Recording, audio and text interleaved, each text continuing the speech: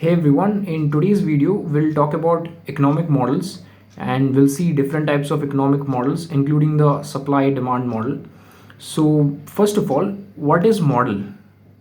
So model is basically the technical description of two or more economic variables or any variable in general, right? Which I'll talk about it in just a while. So first of all, models, to simply put, models in economics, these are generally not 100% true, like what you read in different other classes like in physics and mathematics.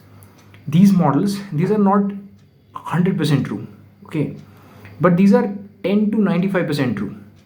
So 100% कभी भी true नहीं होते. It's a fact कि कभी 100% कभी भी true नहीं होंगे, बट जनरली काफ़ी बार they are considered true. Okay, like they ranges from 10 to 95% true, but 100% true तो नहीं रहेंगे. So that's a fact. And then so अगर in order to understand what a model is, so to simply put, model it consists of three different things, right? First of all, you need input, like consider model as a machine, right? So within the machine, you set certain computation factors or whatever different conditions that you need to put in. So let's say this is a model. इसमें तुम्हें जो चाहिए, जो calculate करना है तुम्हें, या फिर जो जानना है अबाउट द मार्केट या इकोनॉमी के बारे में, वो सारी सिलेक्टेड कंडीशंस तुमने डाल रखी है इस पर्टिकुलर मशीन के अंदर, which we call a model. Okay, अब उस मॉडल में तुम्हें क्या डालना है? You need to put certain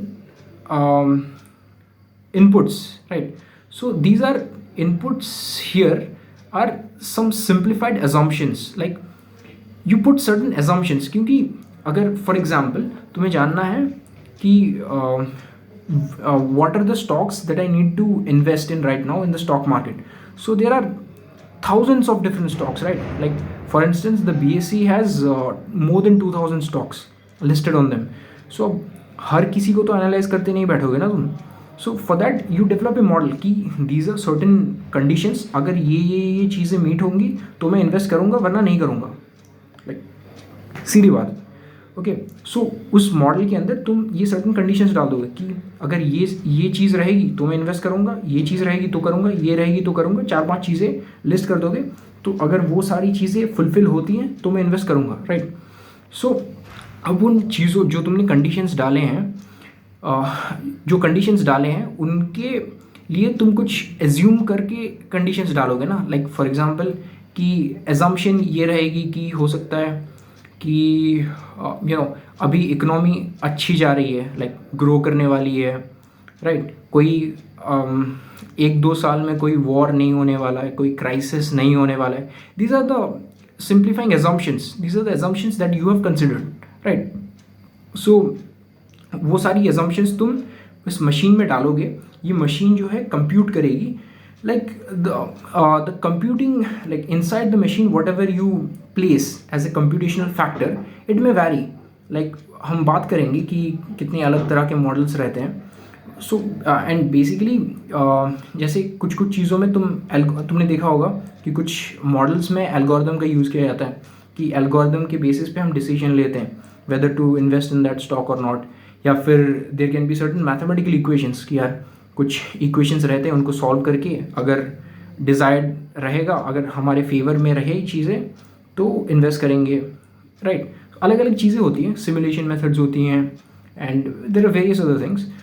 सो उस इनपुट्स को, यानी कि योर एजम्पशंस जो तुमने एज्यूम किया है, वो इनपुट है ना तुम्हारा. सो उस इनपुट को तुम इस मशीन में डालोगे, which is basically your model, and उससे कुछ डिज़ायर्ड मतलब आउटपुट निकलेगा. अब हो सकता है कि आउटपुट हम जैसा चाहें वैसा हो या ना हो, लाइक फेवरेबल भी हो सकता है, अनफेवरेबल भी हो सकता है. अगर मान लो जो तुमने कंडीशंस डाले थे कि अगर ये कंडीशंस मीट होंगे तो मैं स्टॉक में इन्वेस्ट करूँगा, हो सकता है वो कंडीशंस मीट ना हो, तो इसका मतलब क्या है? Will not invest into that stock, right? तो इससे हमें विथ सर्टेनिटी पता चल गया, like it's not 100% certainty, but as I said 10 to 95% certainty. So 10 to 95% certainty के साथ हमें पता चल गया कि यार ये स्टॉक में डालना चाहिए या नहीं, राइट.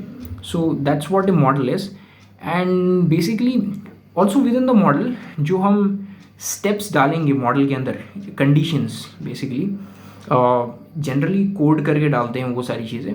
सो जितने कम स्टेप्स होंगे उतना अच्छा होता है जनरली, क्योंकि एक तो वो इजी टू कंट्रोल होता है कि यार अगर 10 स्टेप का मॉडल है तो मुझे जांचने परखने में भी आसान रहेगा ना. और उसको अगर कुछ सुधारना है, जैसे मान लो मैंने एक मॉडल बनाया सर्टेन एजम्पशंस लेके कि ये एजम्पशंस है, उसके बेसिस पे मैंने मॉडल बनाया.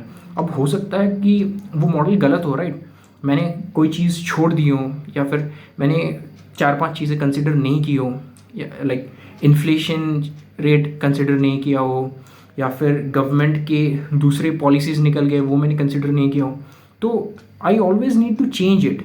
सो हमारा मॉडल बेसिकली ट्रैक्टेबल होना चाहिए. Tractable is a word which means कि यार which should be easy to manage, easy to control, right. अगर मैं उसको मैनेज नहीं कर पाया अच्छे से कंट्रोल नहीं कर पाया तो क्या फ़ायदा, फिर तो मतलब कोई फ़ायदा भी नहीं है ना उसका. सो हाँ, मॉडल वैसा होना चाहिए. एंड बेसिकली मॉडल्स के 3 टाइप होते हैं. First is intuitive model.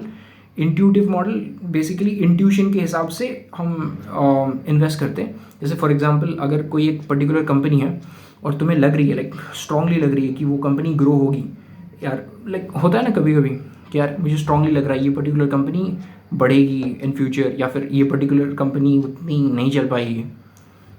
हो सकता है तुम उस कंपनी के कस्टमर हो, लाइक तुमने उनकी प्रोडक्ट्स या सर्विसेज यूज़ की हो, एंड तुम्हें लग रहा है कि यार ये कंपनी बहुत अच्छा कर रही है, सो मुझे स्ट्रांगली लगता है कि ये कंपनी बढ़ेगी. So that's your intuition, right. So based on your intuition, whatever model you frame, it comes under your intuitive model, right. Secondly, there are graphical models which we'll see in further videos, बाद में बात करेंगे उसके बारे में. And thirdly, as I said, there are mathematical models, like जैसा कि मैंने पहले भी कहा था, using certain equations you compute whether to invest in something or not. Like, बहुत सारी equations होते हैं and there are different ratios which are implemented in investing and all those stuff, right. Now coming to the supply and demand model, supply and demand model के बारे में will talk about in the next video, because काफ़ी बड़ा है, video लंबी हो जाएगी. So but अभी इंट्रोडक्शन दे देता हूँ. So supply and demand thing, इससे भी पहले एक और चीज़ है. There is something called a paradox. So what is a paradox basically? Paradox is it's something like अगर दो पर्टिकुलर सेंटेंस है एंड दो पर्टिकुलर सेंटेंस एक ही कॉन्टेक्स्ट में बोली गई हो बट वो दोनों एक दूसरे को कॉन्ट्राडिक्ट करते हो, so that we call it as a paradox. So in economics में भी there is a paradox called the water diamond paradox which is proposed by Adam Smith, who is considered the father of economics. And there is another father of economics, his name is Paul Samuelson, who is considered the father of modern economics. So coming back to the diamond water paradox. So इसमें paradox क्या है basically? So firstly, if you see water, और यहाँ पे दो चीज़ें होंगी, कोई वाटर एक कमोडिटी है, डायमंड एक कमोडिटी है, राइट. सो वाटर की दो क्वालिटीज़ रहेगी और दो वैल्यूज़ रहेंगे. एक तो उसका एक्सचेंज वैल्यू, दूसरा है उसका use value, right. Now what is an exchange value? Exchange value ये कि बेसिकली सोचो treated as its price. Okay, so एक exchange value is the price and use value यानी कि कितना वो हमारे लिए बेनिफिशियल है, और which you can also say it as the utility. वो उसके बारे में बाद में सीखेंगे.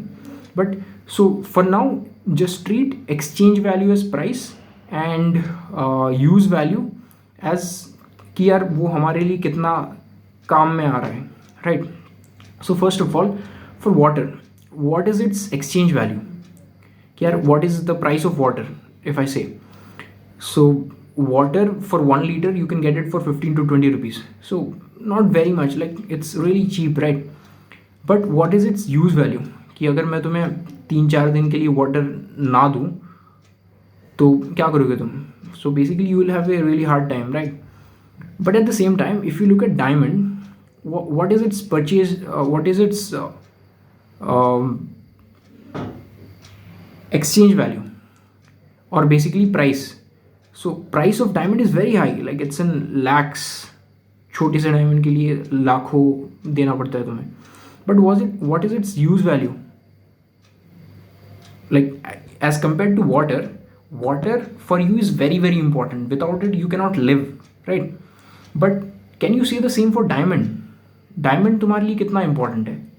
अगर मैं तुम्हें बोलूँ कि तुम पूरी ज़िंदगी तुम्हें डायमंड नहीं मिलेगी, ना तो तुम रख सकते हो ना तुम खरीद सकते हो, बेसिकली डायमंड नहीं ले सकते तुम, तो कोई प्रॉब्लम नहीं होगी, राइट? कि यार मैं मर नहीं जाऊँगा अगर डायमंड नहीं खरीदूँगा तो. बट अगर वाटर मुझे नहीं मिला तो हाँ कुछ दिनों में मर जाऊँगा मैं. सो बेसिकली वाटर की exchange value that is price बहुत कम है, बट उसकी यूज़ वैल्यू बहुत ज़्यादा है. At the same time diamond की exchange value that is price बहुत ज़्यादा है और यूज़ वैल्यू बहुत कम है. बट ऐसा कैसे? क्योंकि यार as per demand and supply model, like एक ऑब्वियस लाइक एक जनरल कॉमन सेंस वाली चीज़ है कि यार किसी भी चीज़ की अगर वैल्यू बहुत ज़्यादा है, अगर हमें वो चीज़ बहुत प्यारी है या हमें अगर वो चीज़ क्या बोलते हैं हमारे लिए बहुत कीमती है, तो उसकी क्या प्राइस ज़्यादा होनी चाहिए. तो वाटर तो अगर एक्चुअल सेंस में देखा जाए वाटर तो डायमंड से ज़्यादा कीमती है ना, तो कायदे से वाटर की वैल्यू ज़्यादा होनी चाहिए, लाइक प्राइस ज़्यादा होनी चाहिए. बट ऐसा नहीं है, क्यों? So that's what makes it's a paradox. So this is called water diamond paradox. Of course इसका सोल्यूशन भी है, तुम सोचना इसे, try to solve it. And अगर ना सॉल्व कर पाओ एंड अगर डाउट हो तो you can always ask. So that's it for today's video, and we'll talk about supply and demand model in more detail in the subsequent videos. Thank you very much.